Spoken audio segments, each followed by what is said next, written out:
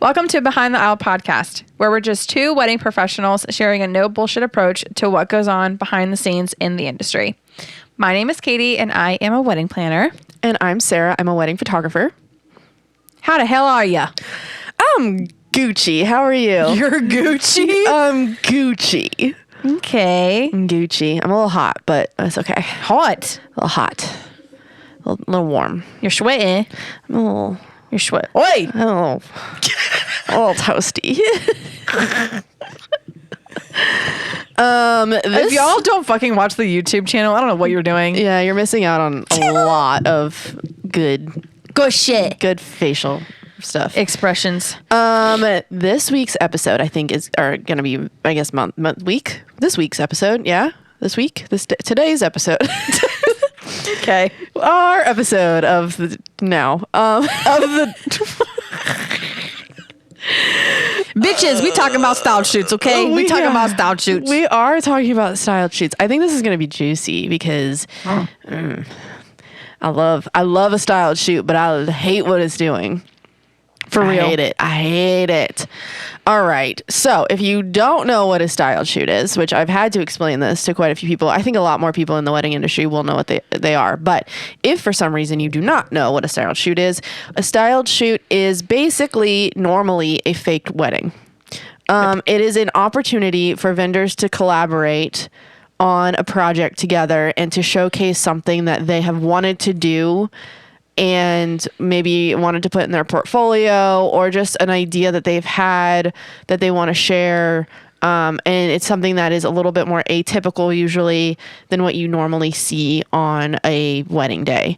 A lot of the times it is something that you can, like, say, like a florist has an installation that they've always wanted to do, but they don't have proof of product, or the fact that they can do it. So you sometimes will put it into a styled shoot, and it is essentially a way for you to showcase an idea. Now, what it's doing to the industry, y'all out here thinking that they're real fucking weddings and sharing them as if they are real weddings. I will say, I have done this.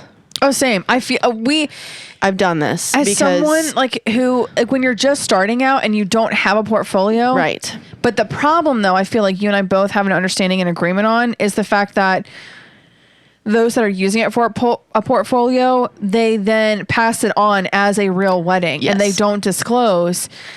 Like, if you're open again, and we'll have a topic about transparency. Wink, wink, hint, hint. Yes, for the next episode. Easter egg.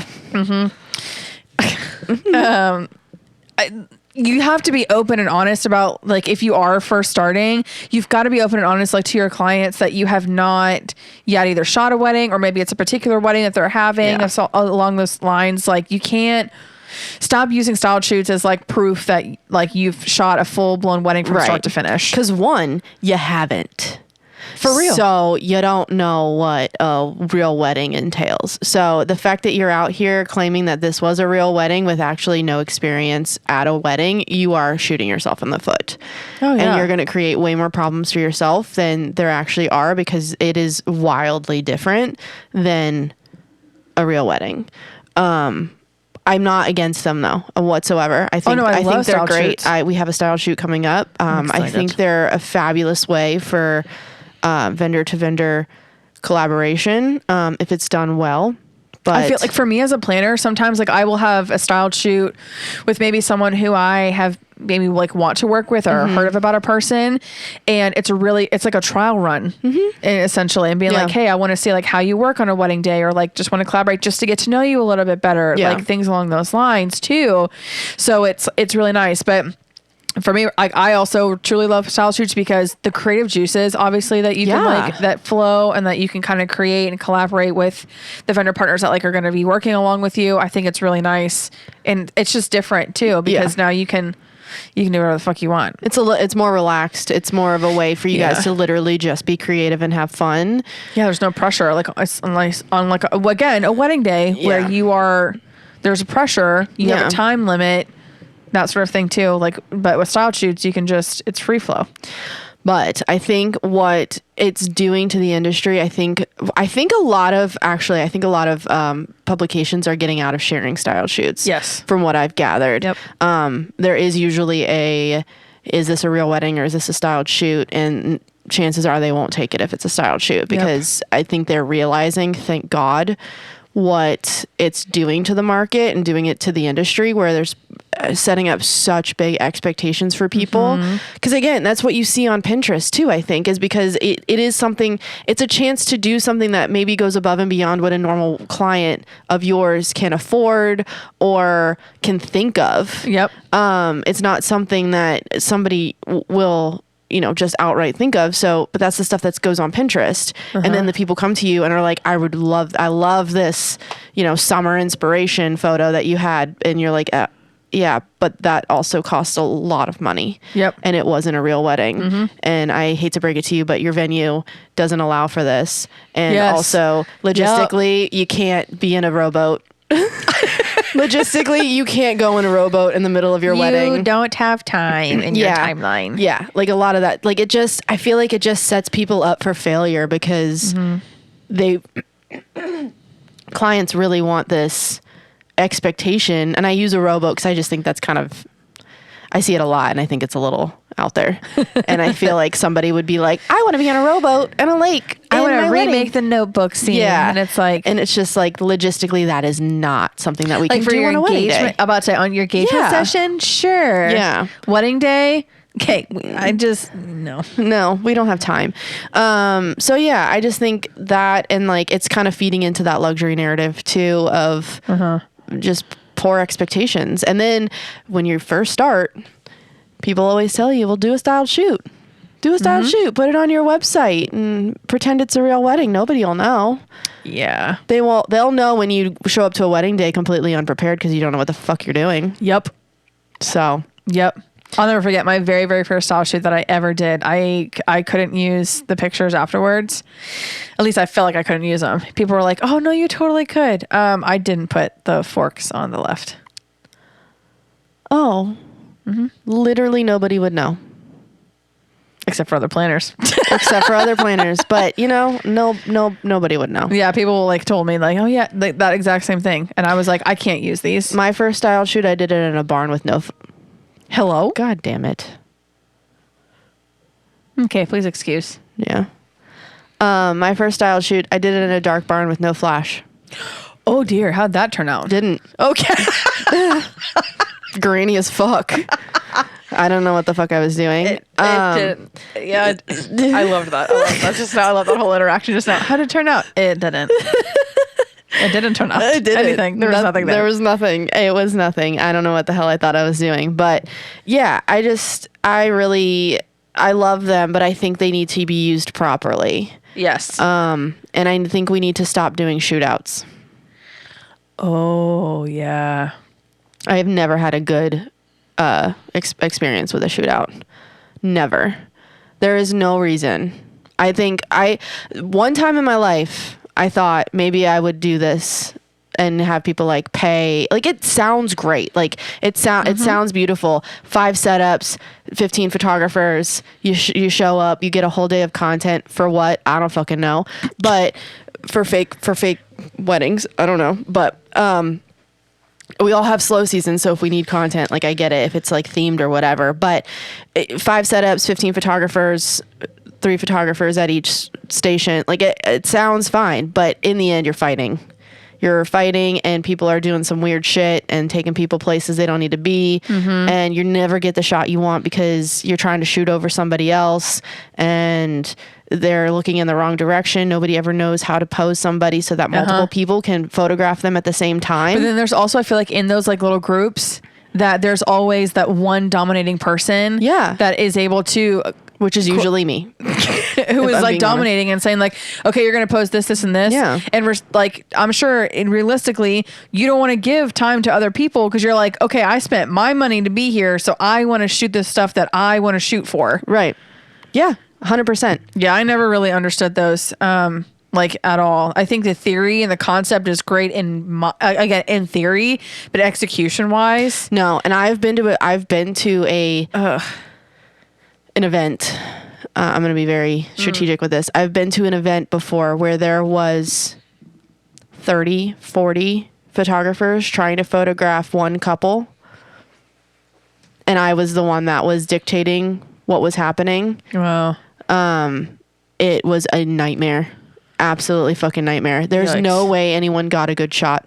Oh, wow. Absolutely not. So I think we should just put shootouts to rest. They're not a way to make money, realistically. You cannot, I mean, I don't think there's realistically a great way to make money off of that. Yeah, I don't see how that. I mean, it all costs money, so you have to price it Time, accordingly. product, service, Yeah. all of it.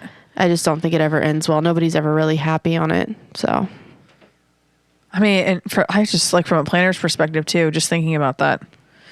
I'm already exhausted after just doing a style shoot, like on a small scale. Yeah. Like with just like one like little table. Yeah. Yeah. Mentally exhausted. So I liked how you brought up the expectations, because there's so many, it affects so many people in general, and I feel like there are pros and cons to it. Kind of like how like we did the episode of like the pros and cons of the publications. There's pros and cons to style shoots. We kind of like hit on that. I feel like based off of our own personal opinions, there's a lot of cons. But I also feel like there needs to be like a shift into what a styled shoot should be in the whole intention, and like that has been lost. 100%.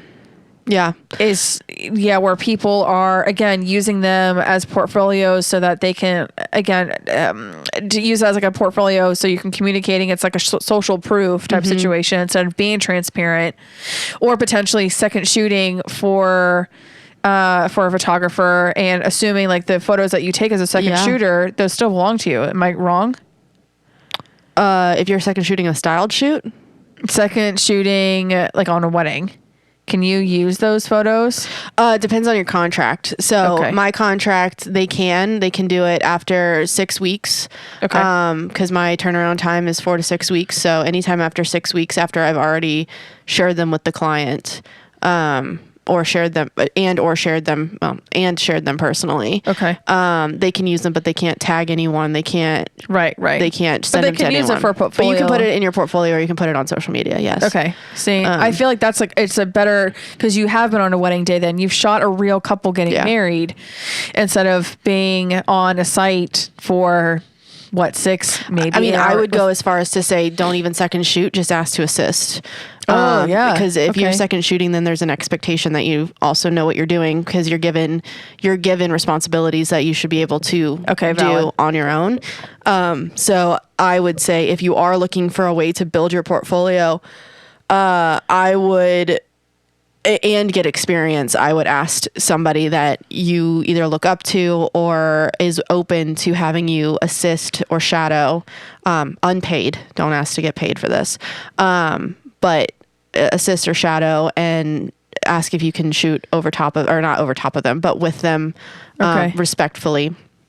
And I've had people do this, and that's how I got started. I mean, like for me as a planner or whatever, I went to other planners before I started Tilly and Teal. Like I went to other planners and I was like, hey, I don't know if I want to even do this as like a either side at the time side hustle or like a full-time gig or whatever have you.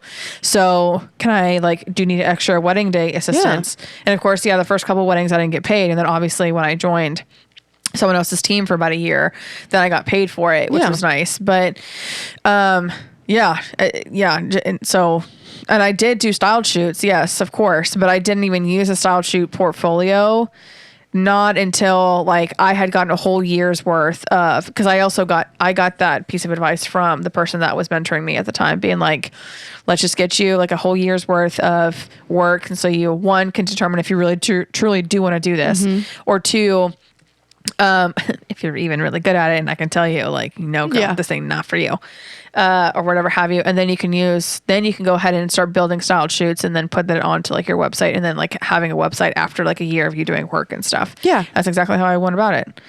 So. And that's totally fine. I just think there's other ways around getting,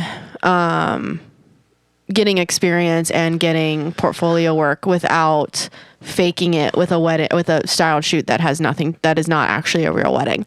Now, I will say, if you are just starting out using style shoots to gain vendor relationships, I think that's a great way to do it, as long as you fulfill your end of the duty. But I think that's a great way to start vendor relationships, or that's how I got a lot of my relationships at the beginning, was doing styled shoots. But I will say, I'll own up to it. I put them on my website as real weddings. Because you're doing what you were told to do. Yeah, knowing what I know now, it's shady. It's just shady practice, honestly. Yeah. And you can't go out here charging people.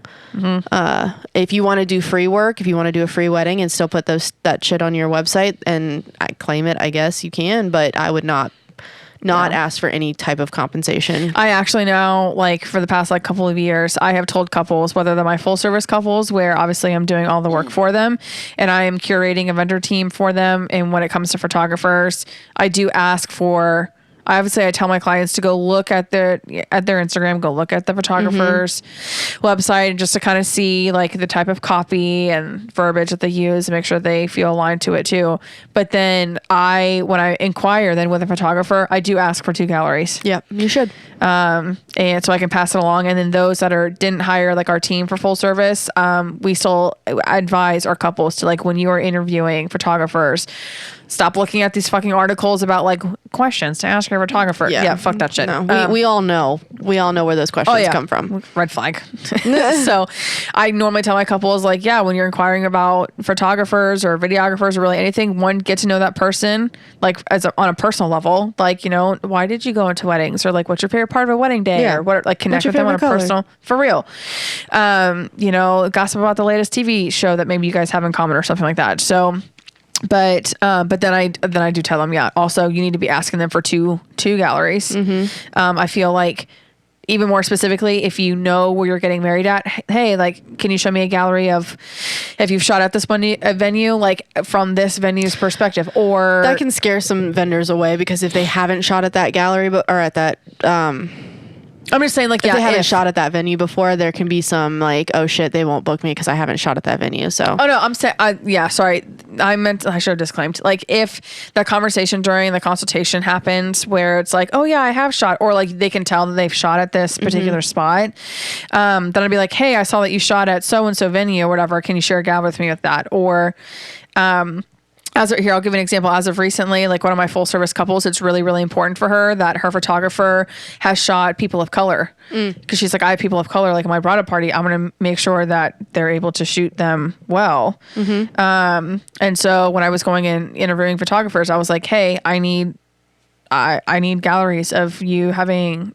photographed people of color, so that, that just meant something to her. Oh, I get it. So, and I pass those along too, as well. But yeah, I think styled shoots really are great to network. And again, like I mentioned earlier, maybe there's just someone that you've always wanted to work with, or based off the type of style. For me, as a planner designer type situation, it's at the florist. I really want to be able to work with a florist during a style shoot, to be hey, I love your style. I would love to pick your brain about certain things, or see how they work from a back end logistics perspective too. Then I kind of see okay, what all do you require? I kind of get a little dip into what they would need. Then come execution day, obviously it's a little different than a wedding day, but I do from when I'm working with a potential new photographer, I'm seeing how they're shooting, or what again they're requiring, or what they're needing to be successful. So it's kind of it's research, but it's also fun. It is. And I love them. They're a way to be creative. I mean, we did one that was Wednesday Addams themed, which was so fun. But yeah, I just like them in a way that it just allows you to have some juices flowing that you might not necessarily get from a real wedding. Don't die on me. Sorry. Don't die on me. Yeah, but I'm just over, and I can tell. Oh, Jesus. Sorry, guys. That was embarrassing. Yeah, but like you can tell when something is a styled shoot versus a real wedding. I think us vendors can. Couples, though, I know, but it's so rare to have one table in the middle of a field. they don't think about it, man. I'm telling you right now, from when I'm designing or whatever, this is the shit that drives me insane, because then before, especially during the design process, when they are uploading like inspo pictures and stuff, which obviously is something that I ask for them to do, but then I go as so far as, okay, what out of this photo, why did you pin it? Or like, why did you upload it into like your aisle planner account? Like, what is so great about this? Oh, I just love the whole aesthetic in general. And I'm like, okay, well, if you want me to give you pricing transparency for this one photo alone, and then I break it down for them, and I'm like, okay, again, what out of this photo, based off of what I just told you, is really important to you. So I have to like draw that out of them. Yeah. And again, I'm not mad at them because they don't know what they don't know. But again, if they even do take the time to like click on like the pin to go to the article to see like where it's at, to read about the wedding and all that kind of stuff. Which majority of the time they're not doing. Of course not. They're just seeing pretty picture and they're like, save, or they're pinning it onto like their boards and stuff. So then I do go in and I take the time to like educate them. I'm not expecting them to come to me knowing everything. Obviously, that is a part of my job to educate them. But then they do come to me too with a huge, potentially like elaborate wedding. This is also, I have a bone to pick with what I can't even say with Pinterest, because it's not Pinterest's problem. It's the people that are posting onto Pinterest as well, that you don't really see a whole lot of like, again, normal weddings. Yeah. It's all luxury stuff. And so of course, those that are not within the luxury market or getting married within the luxury market, they think that's the only thing that's available to them, or that they have to have this or whatever have you. And again, it's miscommunicating to clients. It truly is. Even those within the luxury market, they take a look at a potential photo and be like, oh, I want that. And you made a great point earlier in our conversation of like, but what if your venue doesn't allow that? You have this huge hanging installation above this beautiful head table. What if your venue, though, doesn't allow anything hanging from the ceiling or from the walls or whatever? Or if you want a hanging installation, but your budget maybe covers the product, but then you have to pay extra work for your florist to come in, maybe a day before, several hours beforehand. Do you have to pay extra money for all that? And that's not talked about like at all in any of these articles with the pretty pictures or style shoots that are going on, which I guess to some degree, a style shoot is not going to... A style shoot is all about the aesthetic. It is all about the photo. Obviously, it's not necessarily about the experience in general. So I'm not necessarily advocating for style shoot articles to be like, this is the breakdown of the cost and what went into it. Yeah. I mean, I'm not necessarily I think that actually would be really nice if it did that, being like, here's some transparency. I agree, actually, because I think that's a new trend. I'll hop on that shit. I actually really like that idea, because I do think majority of the people that are pinning these things, I mean, we pin them for inspiration for other styled shoots, I think, but majority of the people that are pinning pins are... It's like fucking recipes. Right.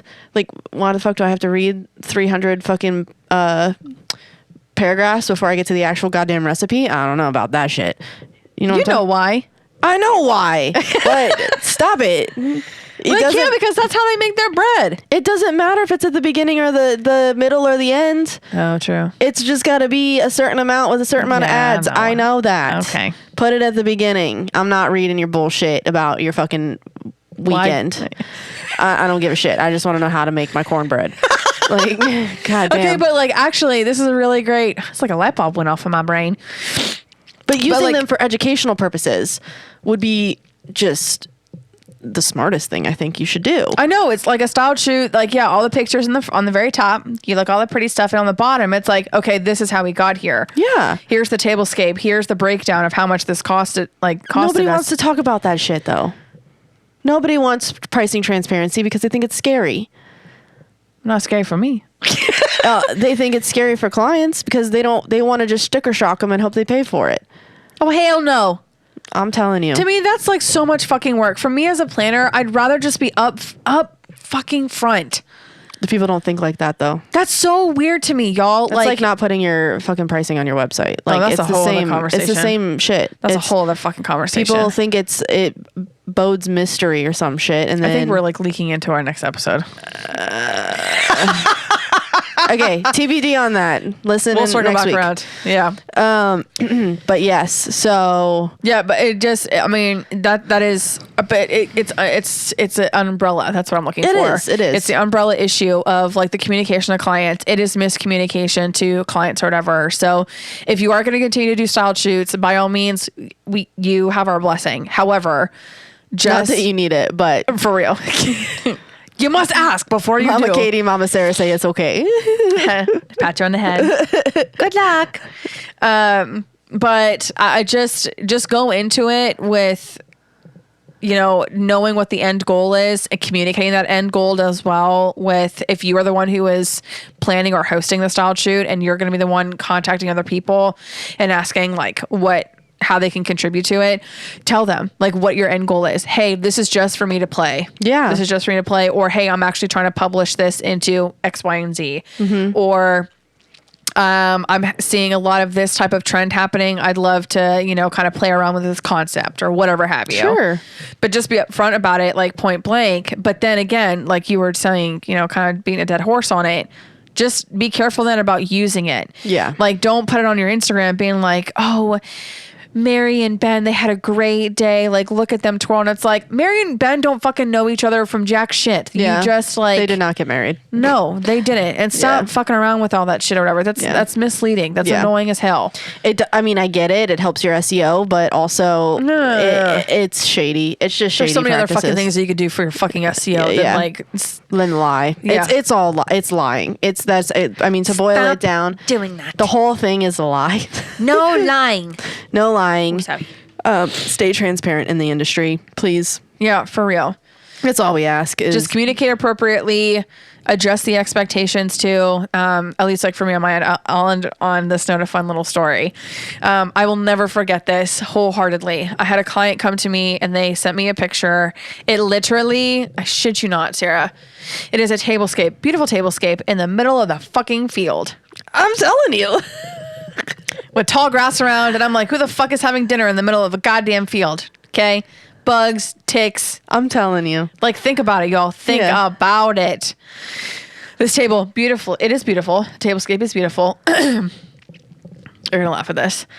In the middle of the fucking field with grass everywhere. Okay? Couple's not even in the picture. It's just the picture of the tablescape. Okay? From the front-facing perspective. And then above the tablescape is a neon sign. And that is it. There is no backdrop.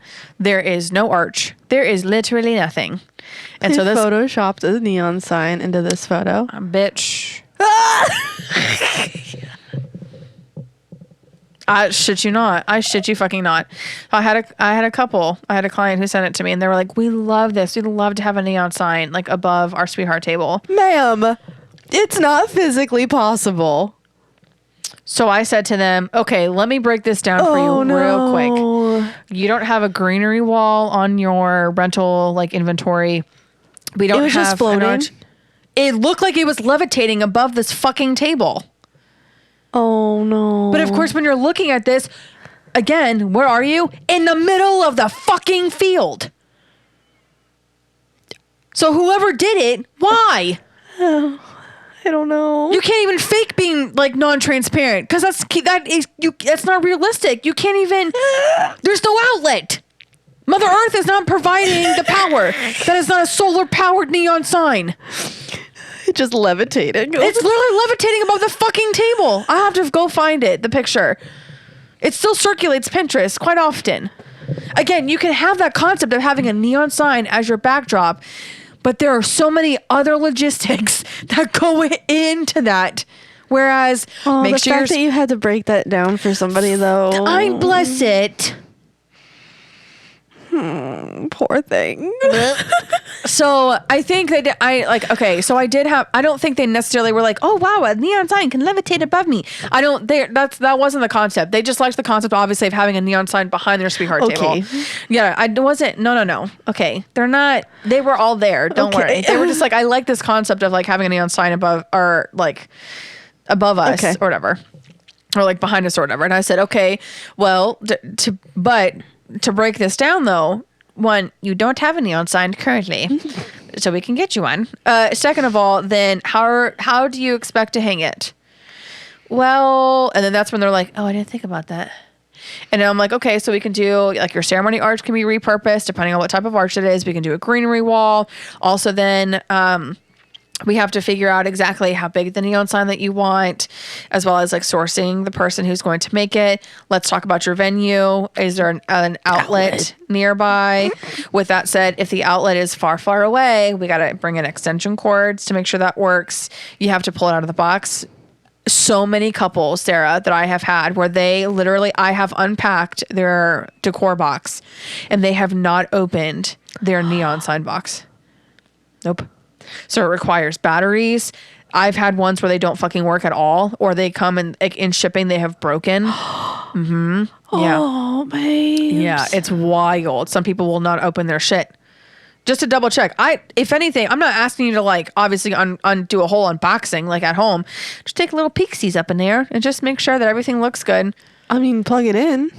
I plug it in. Don't you want to see what it looks like? Yeah. Hot damn.